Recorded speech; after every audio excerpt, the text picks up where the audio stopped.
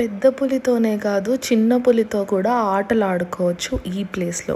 So డీటెయిల్స్కి వెళ్ళిపోయే ముందు ఈ ఛానల్ని సబ్స్క్రైబ్ చేసుకోవడం మర్చిపోకండి అండ్ వీడియోని స్కిప్ చేయకుండా ఎండ్ వరకు చూడండి. ఇలాంటి videos and interesting facts and updates కోసం ఛానల్ని కంప్లీట్గా సబ్స్క్రైబ్ చేసుకొని వీడియోస్ చూడండి అండ్ మీ వ్యూస్ని కమెంట్ సెక్షన్లో మెన్షన్ చేయండి. సో మనం ఎక్కడున్నామంటే పటాయాలో టైగర్ పార్క్కి వెళ్తున్నాం అన్నమాట. పిల్లలకే కాదు పెద్దలకి కూడా చాలా చాలా ఇష్టమైన ప్లేస్ ఇది.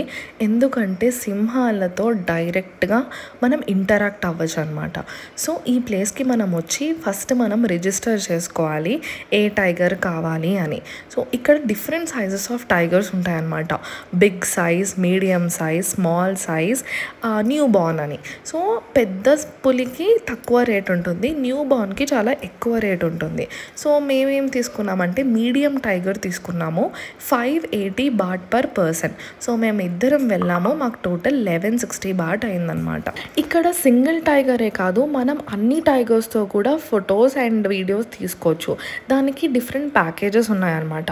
అన్ని టైగర్స్ కావాలంటే అంటే large, medium, small, new born ఇవన్నీ కావాలంటే ఒక ప్యాకేజ్ ఉంది. అండ్ సఫారీ రైడ్కి కూడా కావాలంటే డిఫరెంట్ ప్యాకేజ్ ఉంది. విడివిడిగా కావాలంటే కూడా అలా తీసుకోవచ్చు. సో మనం తీసుకునే ప్యాకేజ్ అండ్ టూర్ డీటెయిల్స్ బట్టి మన సీరియల్ నెంబర్ అనేది జనరేట్ అవుతుంది అండ్ సీరియల్ నెంబర్ని టీవీలో డిస్ప్లే చేస్తూ ఉంటారు. సో అక్కడికి వెళ్ళి మనము ఎంట్రన్స్లో లోపలికి వెళ్ళి నుంచుంటే వాళ్ళు సీరియల్ నెంబర్ బట్టి లోపలికి పంపిస్తారు అనమాట. సో మనం ఏదైతే సెలెక్ట్ చేసుకున్నామో వన్ ఆఫ్టర్ అదర్ మనము ఆ కేజెస్ పెట్టేసి ఉంటాయన్నమాట. లార్జ్ టైగర్, మీడియం టైగర్ అని.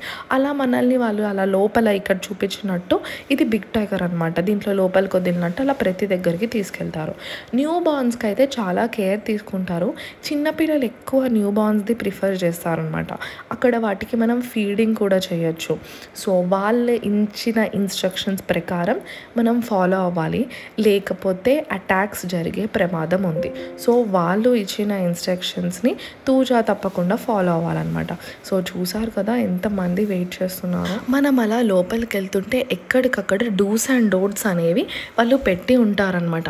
మనము బిఫోర్ టైగర్ వెళ్ళకూడదు, అంటే దానికి టైగర్ ఫేస్ ముందు మనము నుంచోకూడదు. దాని హాఫ్ బ్యాక్ సైడ్ వెనకాల అంటే మొత్తం బ్యాక్ సైడే ఉండాలన్నమాట.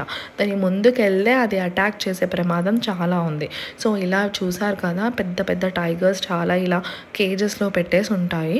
అండ్ మనకి ఏ టైగర్ వచ్చిందో ఆ టైగర్ కేజ్ దగ్గరికి వెళ్ళి మనం వెయిట్ చేయాలి. వాళ్ళు మనకి ఎంత తొందరగా వెళ్ళినా కూడా ఆ సీరియల్ నెంబర్ ప్రకారమే మనల్ని లోపలికి వదలడం అనేది జరుగుతుంది. మనకి ఎంట్రన్స్లో ఒకటి ఫ్రీగా క్లిక్ చేస్తాము అని చెప్తారు, నథింగ్ ఈజ్ ఫర్ ఫ్రీ.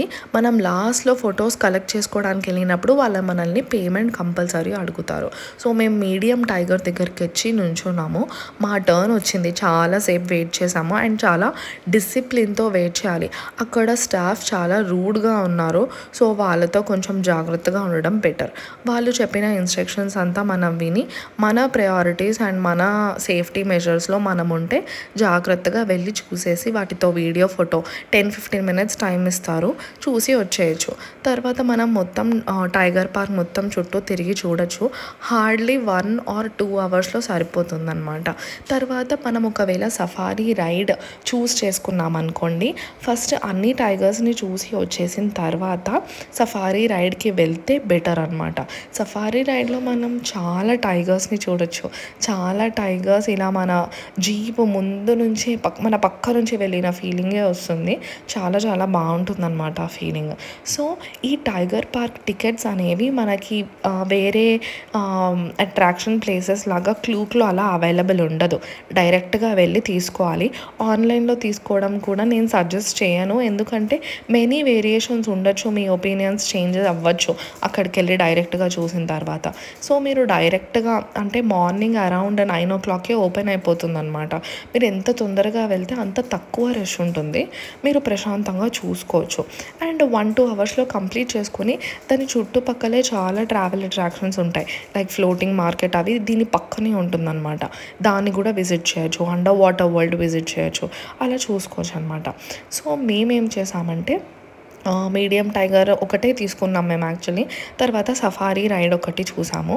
ఆ 2 కంప్లీట్ చేసేసుకున్నాం. మాకు ఒక 1.5 అవర్లో మొత్తం అయిపోయింది. ఇంకా మేము ప్రతి ఒక్క టైగర్ సైజ్ దగ్గరికి వెళ్ళి చాలా టైం అనేది స్పెండ్ కూడా చేసాము. ఇది ఏరియా కూడా ఎక్కువ ఉండదు. జస్ట్ అంటే ఒక చిన్న ప్లే గ్రౌండ్లో కేజెస్ పెట్టి కట్టినట్టు ఉంటుందన్నమాట.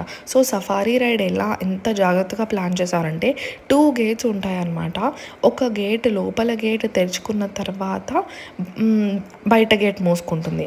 అలానే వచ్చేటప్పుడు లోపల గేట్ మూసుకున్న తర్వాత వ్యాన్ మధ్యలో ఉండి కంప్లీట్గా లోపల గేట్ మూసుకున్న తర్వాత బయట గేట్ ఓపెన్ అవుతుంది అనమాట. సో చూసారు కదా, ఇలా గ్లాస్ విండోస్తో ఉంటాయి. సో మనకి ఏది అడ్డు పెట్టినట్టు ఉండదు అనమాట. కంప్లీట్గా మనం బయటనే తిరుగుతున్న ఫీలింగ్ వస్తుంది. కంప్లీట్గా మన టైగర్స్ పక్కన ఉన్న ఫీలింగే వస్తుంది.